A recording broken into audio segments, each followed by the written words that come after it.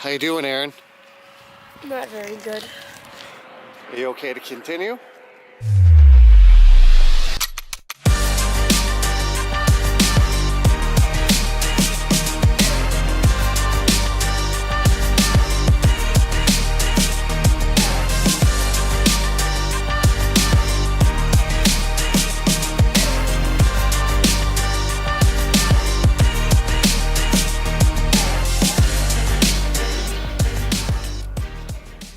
Previously on Spawn Adventures, we made preparations for our upcoming ride.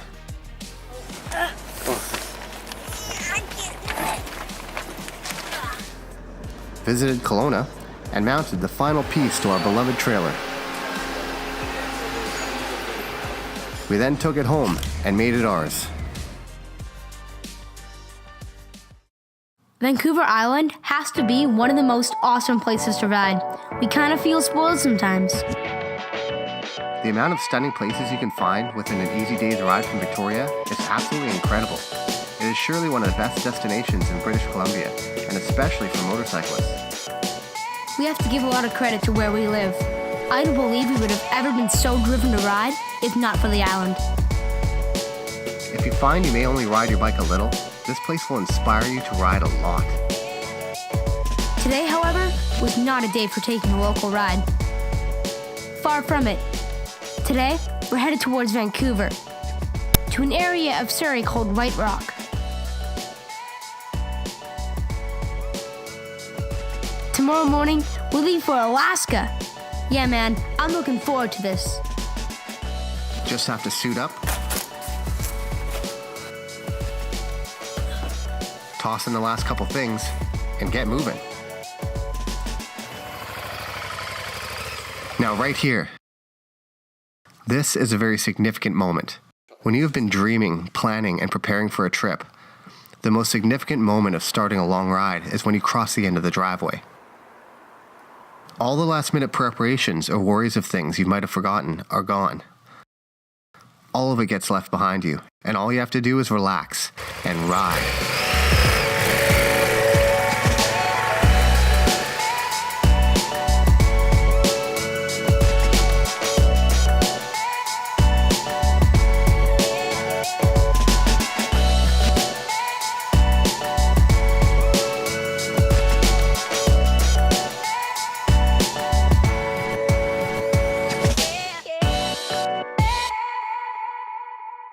So it was just another uneventful ferry ride. Or was it? What just happened, Aaron? A guy just went overboard. What's that? A guy just went overboard. Seriously? Yeah. You had me going there for a minute, buddy. Turns out it was just a drill. At least he was keeping the ferry spirit alive. Not much else to do but screw around on these things anyway. Once we hit the other side, the first thing we needed to do is go to an area called White Rock. That's where we planned to start our ride the next morning. We needed to find the first of 5 gas stations we were going to be using on the trip tomorrow. It was important to be sure the pump receipt had the correct information on it, station address and correct time mainly, and that the printer worked properly. Turns out there's a problem with the printer. Only half the receipt came out. Didn't get it. I spoke to the attendant and it was an easy fix, however. The correct information was there, so it was all good. We headed down to White Rock Beach to have some lunch. We need to keep receipts from all 5 gas stations we'll be filling up at tomorrow, as well as the most important one at the end of the ride. Now I'm sure you're wondering, what the hell do you need to keep all the receipts for? To answer that, I'm going to have to introduce you to Clive Brown, a motorcycle enthusiast and advocate for long-distance riding. You know those conversations you can have with a random rider while you're taking the ferry? Rarely do you meet someone that can have such a significant impact on your future. It's Clive that introduced us to the IBA, or Iron Butt Association. Funny name, but it's a highly respected group of riders with over 60,000 members from all over the world. They are dedicated to safe, long-distance riding. And with proper records, you can certify a ride and have it documented with this rare group of endurance riders. Clive holds many of them, and if we complete our ride, Aaron will be the youngest Canadian to ever finish the ride known as the Saddle Sore 1600. That's 1,600 kilometers in less than 24 hours. Clive has become a good friend and well aware of me and Aaron riding all the time together. He's been involved in producing and hosting a local television show called Farkle Garage. They decided to invite us on it one day. How old are you, Aaron? 10. You're 10. And you have a custom-made protective motorcycle suit that you're wearing. Yes. You're serious, aren't you? Yes. Yeah, you're in. How many kilometers have you ridden so far in a day on a motorcycle, Aaron? 900. 900, yeah. How many? 900? Yeah. If I can share 900? my Oh, we're going to favorite beat thing that one. with my other Almost favorite thing, double it. Then After lunch, we headed out to get some rest. Now I knew of a real steep hill we could take on the way out and try to convince Aaron we should take it. We were really heavy and I was a little nervous. Any pause in the climb and I might not be able to get rolling again. But it seemed like the funnest route. We had to take it.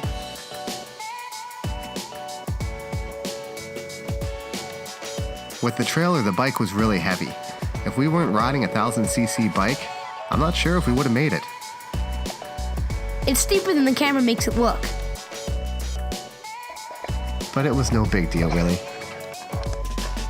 Off to Grandpa's to get some sleep. We were leaving for Alaska in less than 9 hours. I hope we can get any sleep at all.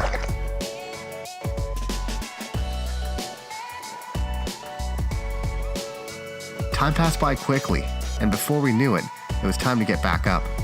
After only a few hours of sleep, we were tired, but we were also a very determined couple of dudes. Nothing was going to slow us down. We've been looking forward to starting this ride for well over a year, and this is it. The biggest ride we have ever been on begins right now, in the middle of the night.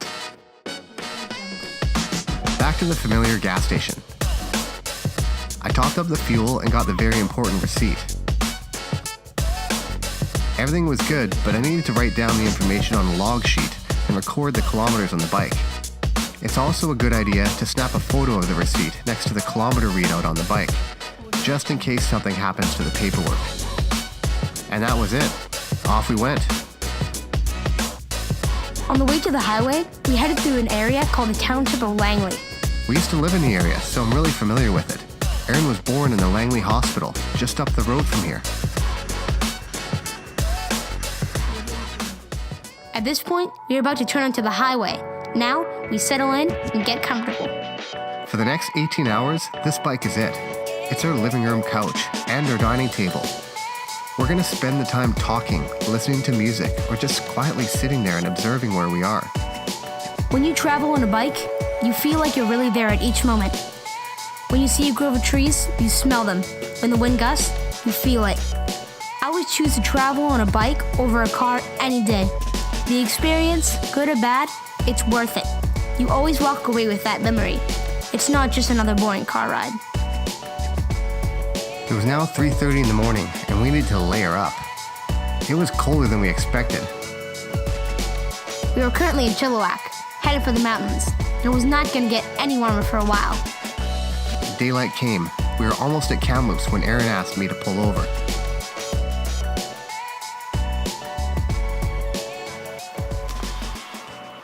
How you doing, Aaron? Not very good. What's up? I'm cold and my legs hurt. Turns out the cold was getting to him. Is it your hips that are hurting you? Yeah. Are you okay to continue? Yeah. Good news is, it's warming up fast, and we were almost at our next gas stop. We could always end it here if things were real bad. An old friend always keeps the door open for us here in Kamloops. But we weren't done yet. Only just getting started.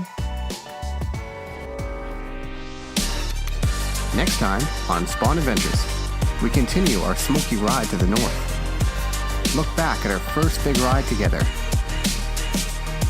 And fill another gas tank.